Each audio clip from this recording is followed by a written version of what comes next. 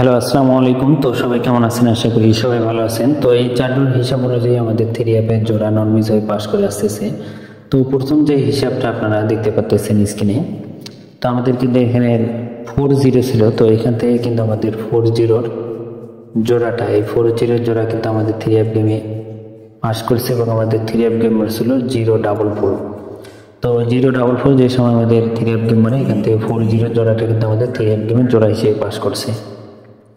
এবং তার পরবর্তী আমাদের এখানে 2-1 আমাদের এখানে জোড়া ছিল। তো এখান থেকে আমাদের 2-2-1 আমাদের এখানে থ্রি অ্যাপ গেম ছিল। তো এখান থেকে 2-1 জোড়াটা কিন্তু আমাদের থ্রি অ্যাপ গেমে জোড়া হিসেবে পাস করছে। এবং গত খেলে আমাদের এখানে থ্রি অ্যাপ গেম ছিল 8-4-3। তো এখান থেকে 3-8 জোড়া কিন্তু আমাদের থ্রি অ্যাপ গেমে পাস করছে। এবং নিউ খেলার জন্য যেটা আমাদের খেলা হবে 16 তারিখ 12 মাস 2024 সালের জন্য।